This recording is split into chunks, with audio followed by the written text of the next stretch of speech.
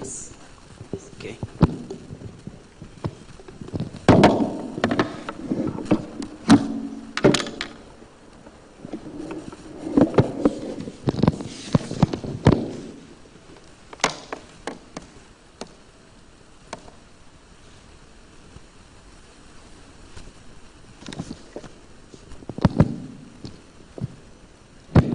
A very good afternoon to everybody. I see some very prominent persons here this afternoon, and it is my pleasure to be in your company to share my thoughts on this. In respect of the conversation we are having today, I had an interesting turn of events last week in a high court in Kumasi, where I appeared before the court and I quoted the law report as known from the Dennis online portal, and the learned High Court Justice insists that it is unethical for me to be quoting an online report, and I should have, appearing before him, carry all the law report I was going to use in its fat volumes from Accra to Kumasi before he hears me. So because of that, he ordered that we file written submissions instead of hearing us. And so I have cause to serve him notice of a directive by former CJ Sophia Kufo of the use of electronic gadgets in court, and also reference Supreme Court decisions where the court itself has quoted the said Dennis online law reporting, and I believe to ransom by our old practices. And so today we are doing a presentation on the 1992 Constitution in an era of technology, missed opportunities and lessons for the future. What my learned senior and myself has attempted to do is to trace the attitudes of our Supreme Court and other high courts towards the use of technology in our democratic process, and to see whether that attitude is progressive in terms of encouraging the adoption and the development of technology, or in some respects it has hindered the development of technology. But more importantly, we also consider within the broader architecture of our constitutional framework, what is the role of technology currently, and what practices pertain in other places, and what can we, moving forward, do to encourage better technology adoption within the constitutional framework. And so, by way of our discussion today, we would be looking at the missed opportunities, and we'll particularly be zeroing on the case of Asari versus Attorney General and its sister repetition in Samuel Atame versus Attorney General. We would also be considering Professor Fiajo's Constitution Review Commission's proposal, and then we would consider the attitude of technology in other cases relating to the court. We would also have a stint with the constitutional framework and what provisions on technology goes in there. So the case of Asari versus Attorney General, as we all know, was an interesting case. It's a case the court decided in 2004. And the court had to decide whether, under the framework of Article 60 of the 1992 Constitution, the president being outside the country amounted to his inability to perform his functions, such that the Speaker of Parliament or somebody should assume that function. We have set out the actors in that case in terms of the panel, the legal representation, and there's an interesting twist to the role that the actors in the Asari versus Attorney General currently play in our democratic dispensation, which my learned senior will talk about when he takes over. In Asari versus Attorney General, there was a crucial contention in relation to technology. The Honorable Court was invited to decide whether or not, in light of technological advancement, then the president could perform his executive functions from abroad using technology, for which reason there will be no need at all costs to have a physical president within the country at every time. All the arguments relating to the possibility of a double presidency and what is the status of the president outside the country when he's exercising his executive authority, while be deemed by the Constitution not to be a president, implies. So the court was invited to consider whether technology as it existed then could help solve this conundrum within the Constitution, so that notwithstanding the location of the president, he's still able to be considered to be capable of performing his functions as a president. The Supreme Court responded in two ways. The first was by the learned Dr. Dateba JSC, as he then was, and Professor Kluje, again, as he then was. In the opinion of the learned Dr. Dateba JSC, he summarily dismissed the consideration of technology. He said that, in his opinion, the parties had not provided any evidence of the capacity of technology to aid the president to perform his functions while abroad. And so, to that extent, he's handicapped in making any pronouncement or consideration on whether technology could assist, perform, or resolve the contention in that case. Now, we, the authors of this paper, are of the opinion that the position taken by the learned justice was a bit simplistic, given the times when the case came up.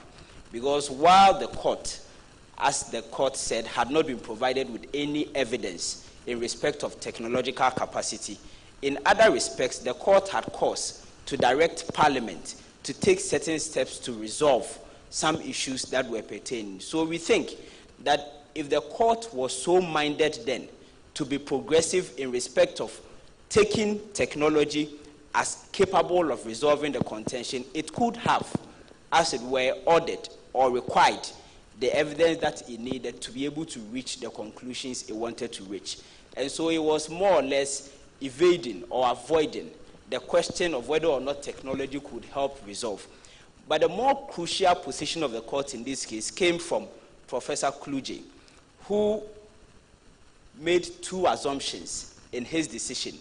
He first of all assumed that as far as he was concerned, the drafters of the 1992 Constitution are to be presumed to have knowledge of previous technological advancements and future technological advancements, such that their decision to require a physical president at all times within Ghana cannot be faulted by development in technology. What they meant was that as of 2004, when the court was deciding this case, the court thought that if to come, and as a result, even if the president is in Ghana, he could still not be meeting his cabinet ministers in person and would require to meet them physically or virtually.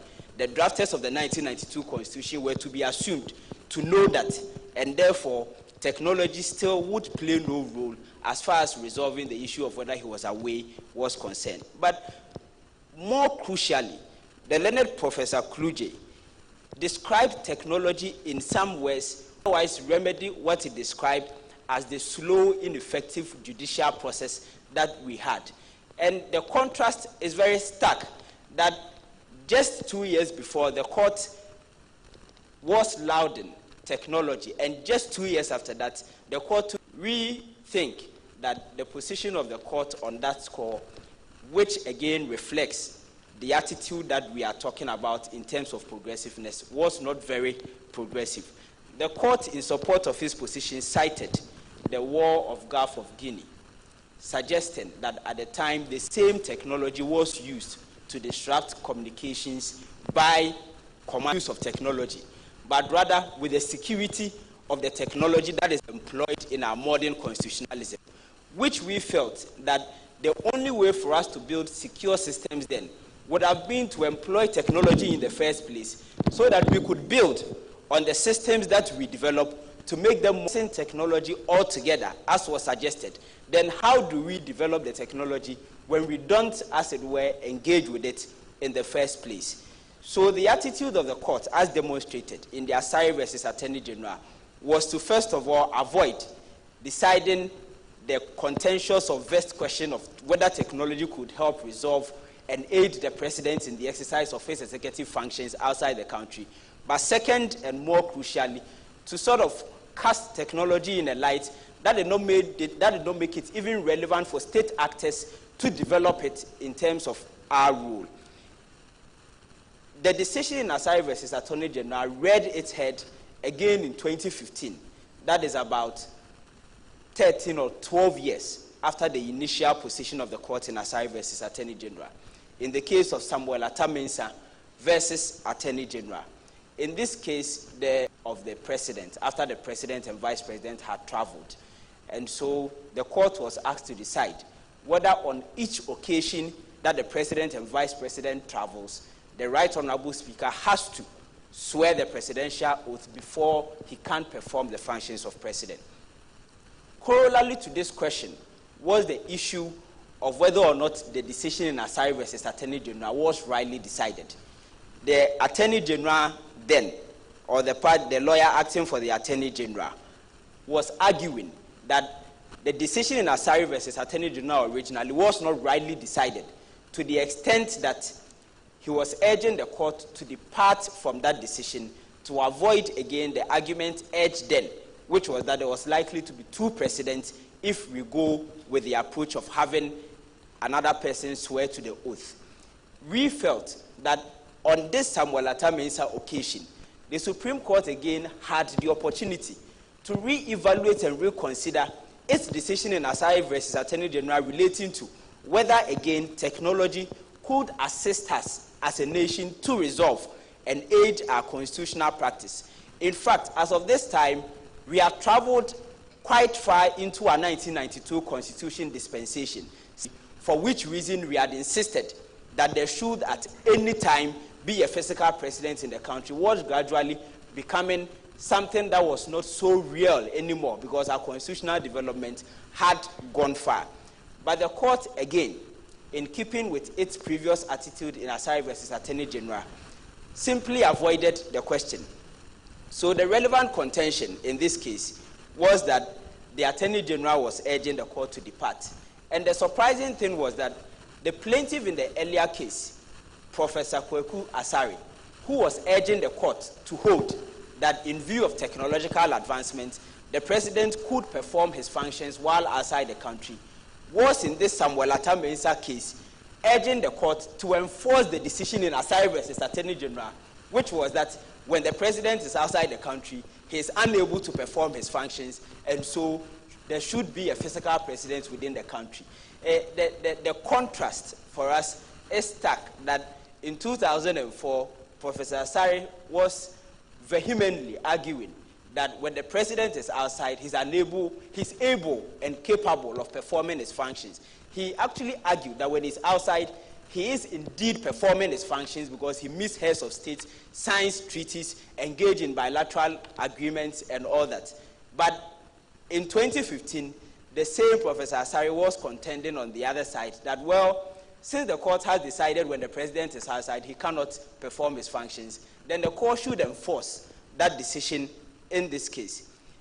The Supreme Court's response, in consistency with its previous decision in Asari versus Attorney General, was simply to again avoid the question of the role of technology in resolving the issue, or avoid the question of re-evaluating the decision in Asari versus Attorney General. The court simply held that Asari versus Attorney General was properly decided and said nothing more. In fact, the court conceded that it was in few words going to dispense with the contention of whether Asari versus Attorney General was rightly decided, and did in few words dispense with the contention by simply saying the decision was rightly decided. It is our humble opinion and considered opinion that the court failed here again to take and re-evaluate the opportunity of using technology within our constitutional practice to resolve the challenges that we face consistently. And our position that if the court had critically and more closely evaluated the position, it would have come to the conclusion that technology was better placed to help resolve the issue of whether when the president is outside the Attorney General, the Constitution Review Commission was commissioned to look into necessary amendments to the 1992 Constitution and to align the 1992 Constitution with evolving times. And one of the observations of Professor Fiajo's Constitution Review Commission was that indeed through technology the president could and was performing his functions as president whenever he was outside the country, and therefore the position that when he's outside the country is unable to perform his functions cannot be sustained. The Constitution Review Commission made a further revelation which cast doubt on the position of the court in Asari versus Attorney General that the drafters of the is outside the country. That clause of being unable to perform his functions when outside the country was qualified with a statement that during which he cannot conveniently perform his function.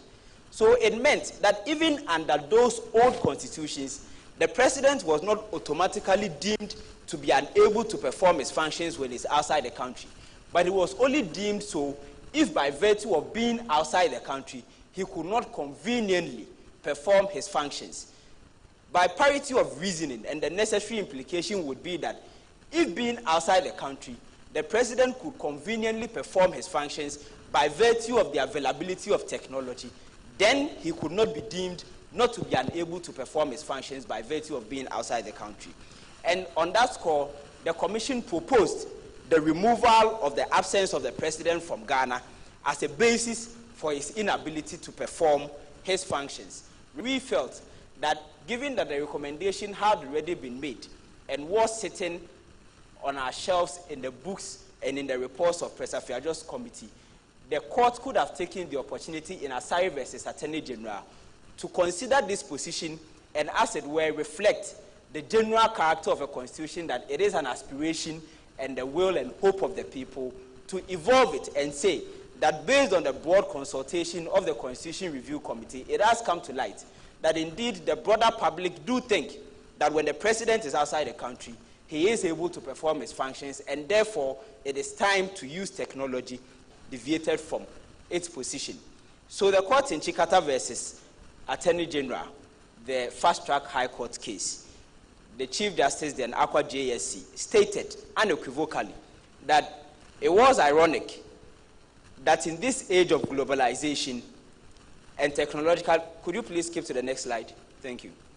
That it is not, so the court stated, is it not ironic that in the age of globalization and technological advancement, where even the most undeveloped nations are making efforts to acquire the benefits of technological advancement, the highest court in Ghana would thwart efforts of technologically modernizing, emphasis mine, the old inefficient court processes by declaring unconstitutional, not on the basis of the 1992 Constitution, but on the basis of repealed colonial English legislation.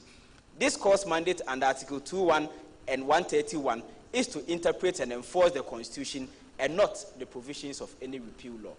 It would appear in our Constitution with evolving times and making sure that our Constitution does not lag behind the development of technology.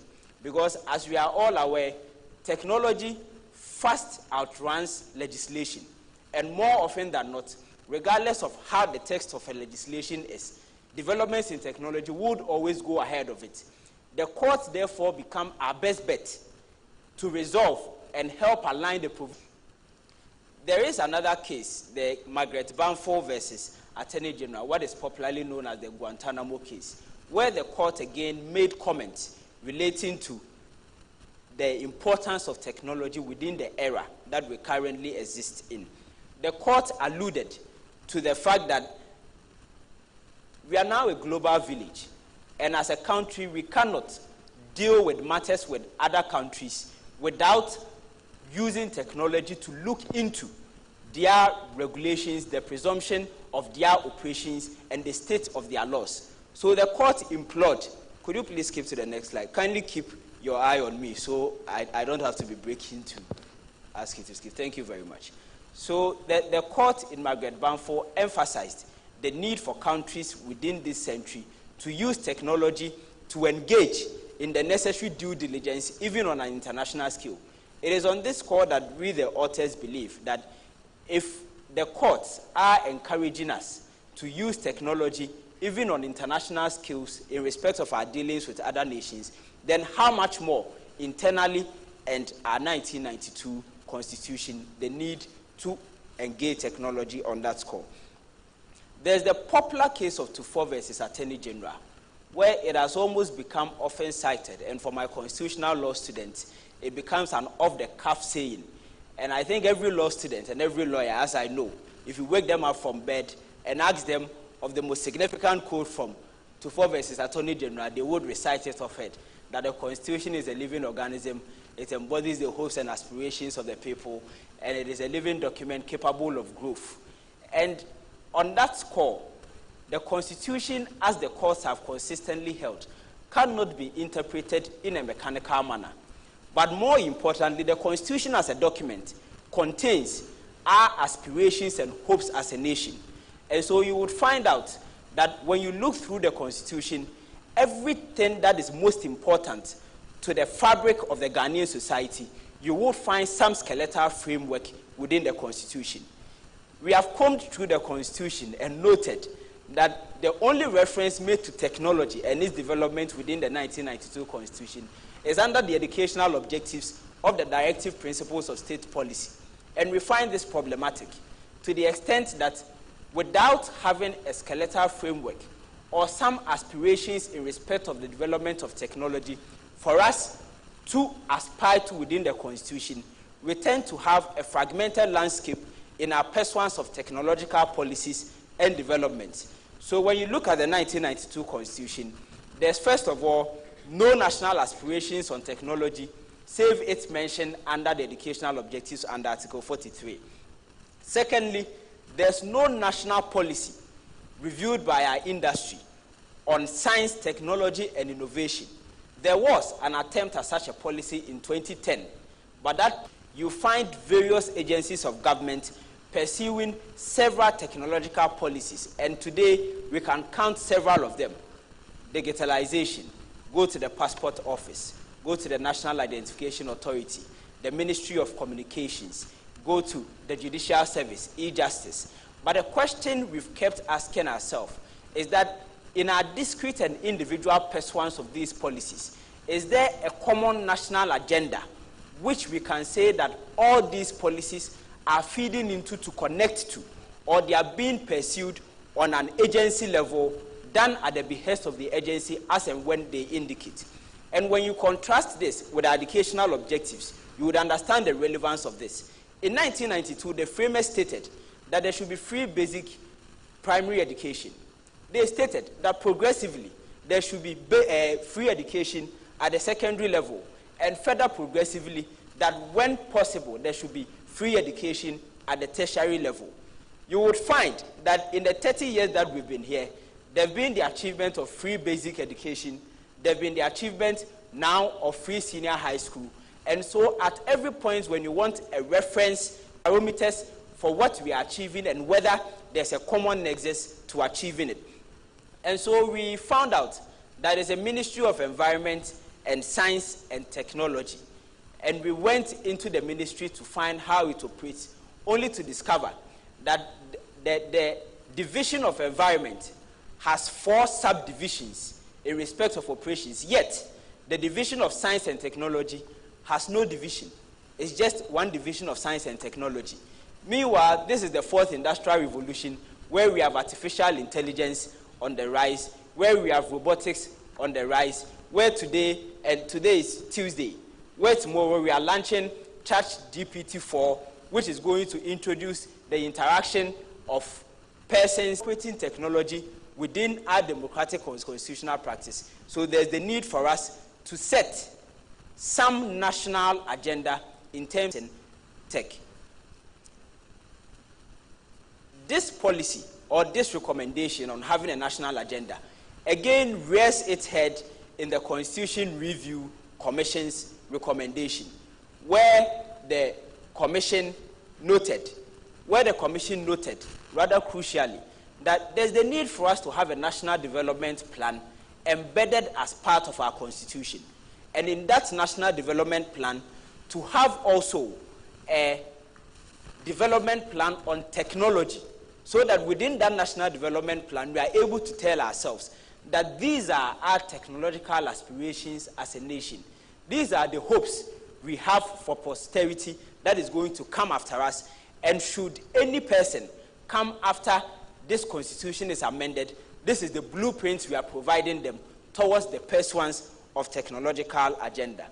So, coming together in all of this, we note also that there have been instances where the Supreme Court's attitude towards technology has been progressive in terms of encouraging the use of technology within our dispensation.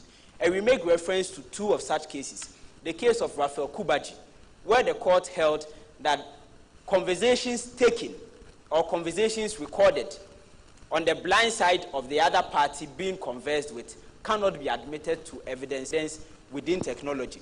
And the other crucial decision comes from the High Court, where the court held that Just like the police cannot invade your premises to search you without a warrant, similarly, they cannot take your mobile device and search the mobile device without a warrant, because the court has come to recognize that mobile devices as a tool of technology has become an extension of the personality of the citizens who sit and live within the country, and so they must be protected.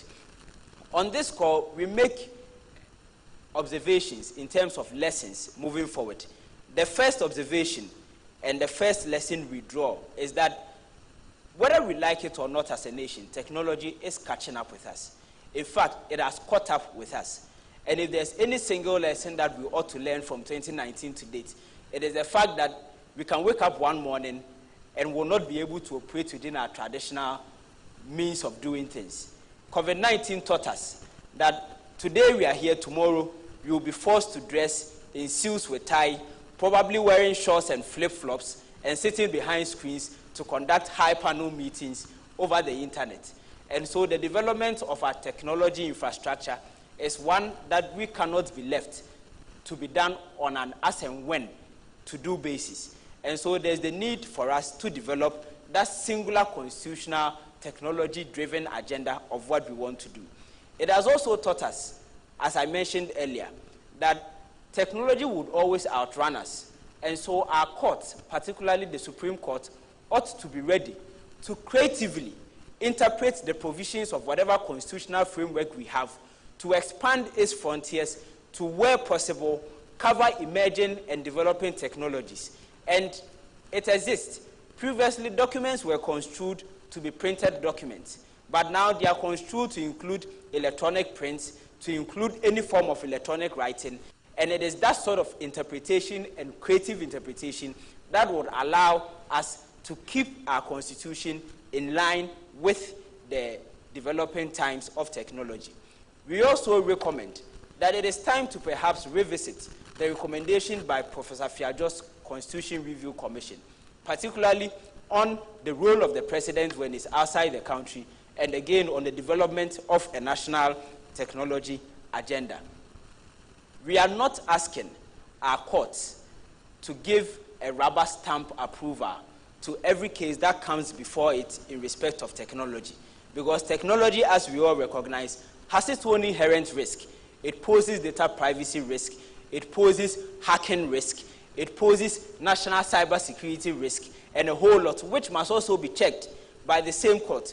But what we are praying the court is that moving into the future of our constitutional democratic practice, the court should not be dismissive of matters that come before it that has technology inclinations. It should at least always take the time to evaluate and assess whether the request being made of the use of a particular technology would be relevant either in the present or in future times, and make a decision thereof.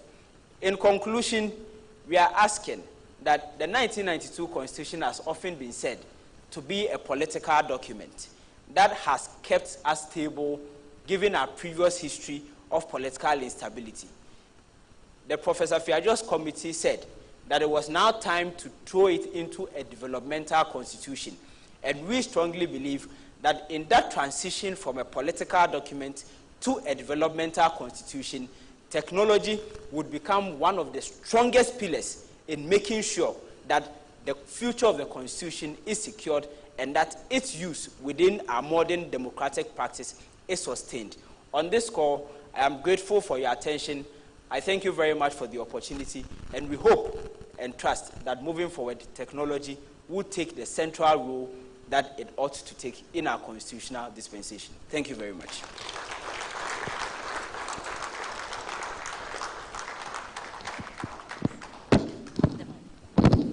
Thank you very much, Nicholas. And yes, Dennis of Dennis Law fame.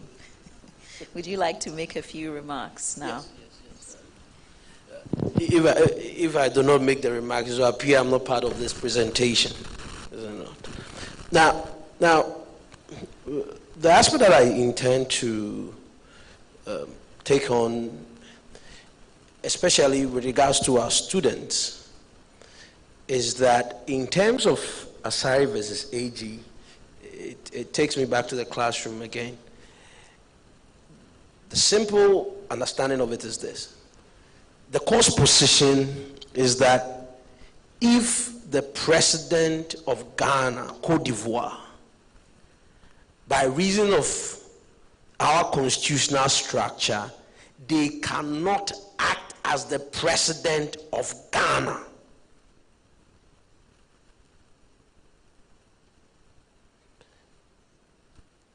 And we ask ourselves, and the same argument comes back, and it will come back again, because there have been times where definitely our president will travel, our vice president will travel, the speaker must be sworn in. So I'm wondering how many of us will concede that in terms of the interpretation, the best interpretations to give is to say that when the president is in Togo, the vice president is in La Côte d'Ivoire, he cannot act as the president. Now, the course position, which, as we said, we want to go back to the people who were involved in it. And at that time, the Attorney General at that time was the President of the Republic. And the Deputy Attorney General at that time is the current Minister for Interior. And I'm wondering, after our President has, our Attorney General, now our President, is acting as the President, he would agree with his argument. When he travels outside Ghana, he is not the President of Ghana. Now, interestingly, the lawyer for Asari was our rector. Look at the characters involved, and we all know Professor Kweku Asari at that time. Now, one of the things that, when there are certain ideals which, if you have read Benjamin Cardoso on his judicial processes, the idiosyncrasies of a judge, which has been influenced by the judge's background and all those things. So, just to look at it, you want to consider in 2004, all the panel of justices who sat on it were older than the country called Ghana. And there are some generation of people who sometimes don't want to deal with anything relating to technology. So sometimes when technological issues are brought up, people do shy away from it. Now, the point I'm making is that we should not be quick sometimes to condemn the justices at that time, because the justices at that time, if they look at the history, how was technology in 1960? Do we know that the mobile phone, at that time there was no mobile phone. In terms of communication, the machines that are used for communicating were as big as this room. I remember you used to go to, when I was young, and so I've seen in Milshot, and the chairman for the council is here, so I don't want to mention ages. But when I was young, we used to go and receive phone calls at the post office. And you have to wait at the post office in Kumasi. And when we were calling my auntie, we used to do cassettes. And you tell them what you want on the cassette. And I know the students are laughing, but that's how we used to communicate. Now, and so if you talk about technology in 1960, it's understandable why the president has to be in Ghana. If you're talking about 1969, because we know what happened. We need the president to be physically present in Ghana before our president is kept in abeyance somewhere and some people will take over the country. 79 the same. When we were passing the 1992 Constitution, what was the era of technology at the time of being passed?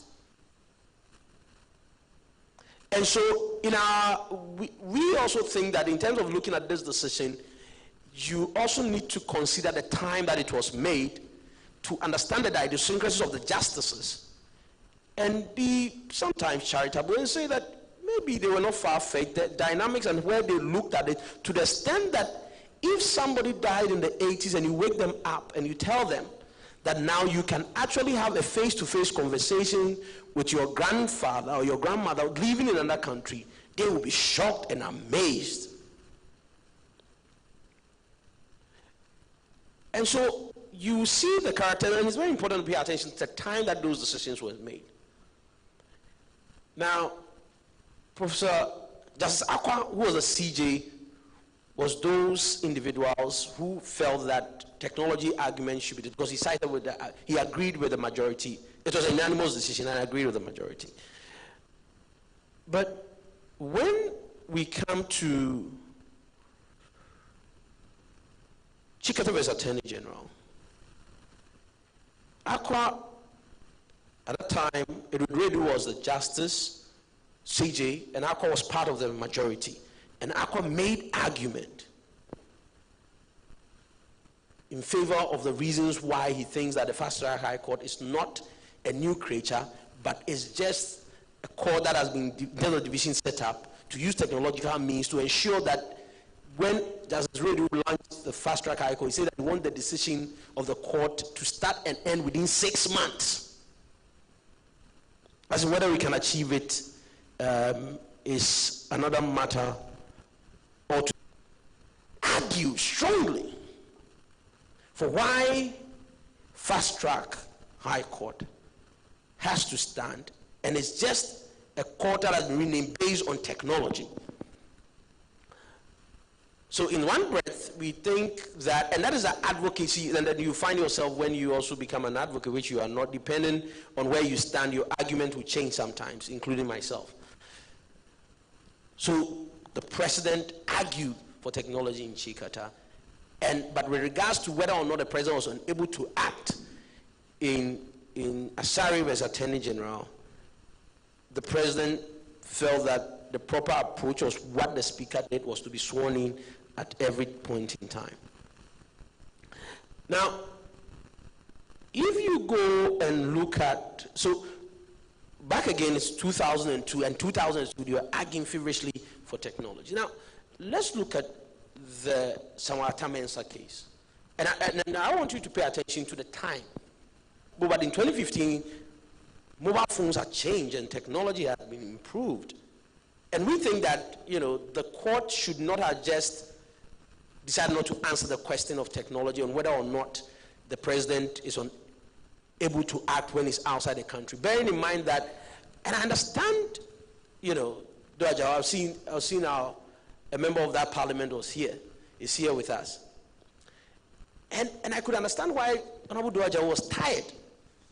Anytime the president travels and the vice president travels, the Chief Justice rushes to his office and swears him in. So if the president and the vice president to travel 20 times, he will be sworn in 20 times 1 month. You're not a president, sometimes 4 days. And this president, you can't sack a minister. You can't appoint people.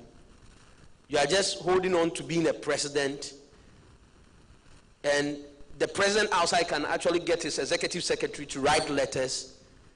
And by the practice, many a time, apart from occupying the space, if you should ask us, we have not seen throughout the time that this decision was made where somebody has been given the executive power and have exercised it. We have not seen that situation. So, although the interpretation says that the president is unable to act, the reality on the ground is that the president is still acting. And there have been times in this country where major crises happen, the president has traveled, but Ghanaians will be sitting on Twitter and Facebook. What's the president saying on assignment? What's the president saying on this? But what Ghanaians have forgotten is that the Supreme Court says that when the president is in the plane, he's no longer your president.